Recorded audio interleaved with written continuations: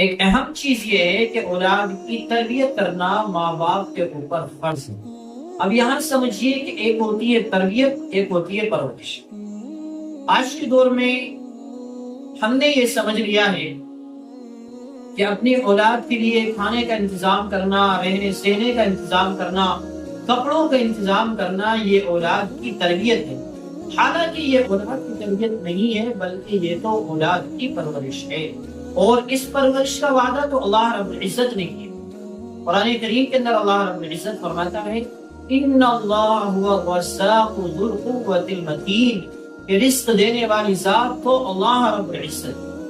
اسی طرح ایک جگہ فرمایا گیا ہے وما من دابۃ فی الارض الا علی اللہ رزقها، کہ روئے زمین پر جتنے بھی جاندار ہیں ان تمام کو رزق پہنچانا یہ تو اللہ رب العزت کی ذمہ ہے۔ یہ تو پرورش ہے کہ انسان اپنے بچوں کے لیے کھانے کا انتظام کرے، رہنے سہنے کا انتظام کرے، مکانات کا انتظام کرے، اس کے کپڑوں وغیرہ کا انتظام کرے۔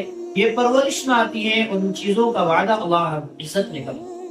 تربیت تو یہ ہے کہ انسان اپنی اولاد کے عقیدے کو درست کرے، انہیں دین کی باتیں سکھائے، ایمان ان کے دل میں بٹھانے کی کوشش کرے، انہیں نماز کا پابند بنانے کی کوشش کرے، شرعی اعتبار سے ان کی زندگی کو ڈھالنے کی کوشش کرے۔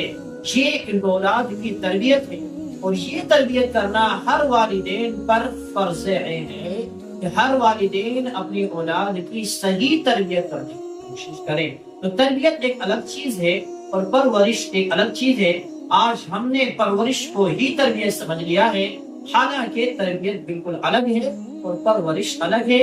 پرورش کا وعدہ اللہ نے کیا ہے، اور تربیت کی ذمہ داری والدین کو ڈالی گئی ہے کہ تربیت والدین اپنی اولاد کی بذات خود کریں۔ روایات کے اندر آتا ہے کہ والدین کے اوپر ان کی اولاد کے 3 حق ہیں۔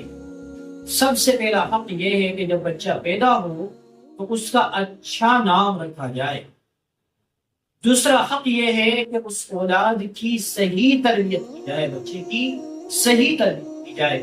اور تیسرا حق والدین کو اوپر اولاد کے سلسلے میں یہ ہے کہ جب بچہ بالغ ہو جائے، نکاح کی عمر کو پہنچ جائے، تو جلد از جلد اس کا نکاح کر دیا جائے۔ ایک دوسری روایت کے اندر اللہ کے نبی صلی اللہ علیہ وسلم فرماتے ہیں کہ سب سے بہترین تحفہ جو والدین اپنی اولاد کو دیتے ہیں وہ صحیح تربیت ہے۔ آج ہم نے یہ سمجھ لیا ہے کہ اپنے بچوں کے لیے اچھے مکانات کا انتظام کر دیا جائے، انہیں بڑی ڈگری دے دی جائے، بڑا عہدہ دلوا دیا جائے، ان کی دنیاوی زندگی بہتر کر دی جائے، اور اس کو ہی آج ہم نے سب کچھ سمجھ لیا ہے۔ حالانکہ اللہ کے نبی صلی اللہ علیہ وسلم فرماتے ہیں کہ اولاد کے لیے والدین کی طرف سے سب سے بہترین تحفہ ان کی صحیح تربیت کرنا ہے، ان کو صحیح راستے پر لانا ہے۔ اور یہ ہماری ذمہ داری ہے کہ ہم اپنی اولاد کو صحیح راستے پر لانے کی کوشش کریں، ورنہ یہی اولاد جس کے لیے ہم اپنا سب کچھ تباہ کر دیتے ہیں، یہی اولاد قیامت کے دن ہمارے لیے وبال بن جائے۔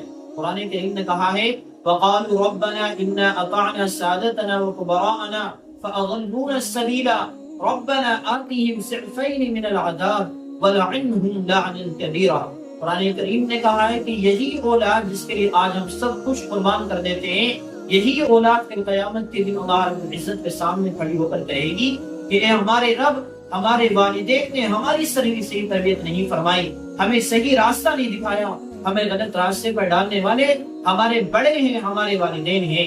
اے اللہ، آج تو انہیں ڈبل عذاب دے، ان کے اپنے عمل کا بھی اور ہمیں صحیح تربیت ہماری نہ کرنے کا بھی، ہمیں غلط راستے پر ڈالنے کا بھی آج عذاب تو ان کو دے۔ اس لیے دیکھو، جس اولاد کے لیے ہم اپنا سب کچھ قربان کر دیتے ہیں، لیکن اگر صحیح تربیت اس کی نہ کی اور صحیح راستے پر ہم نے اس کو نہ ڈالا، تو یہی اولاد کل قیامت کے دن ہمارے لیے وبال کا ذریعہ بن جائے گی۔ اس لیے والدین کی ذمہ داری ہے کہ والدین اپنی اولاد کی صحیح تربیت کریں اور انہیں دین کی صحیح تعلیم دینے کی مکمل کوشش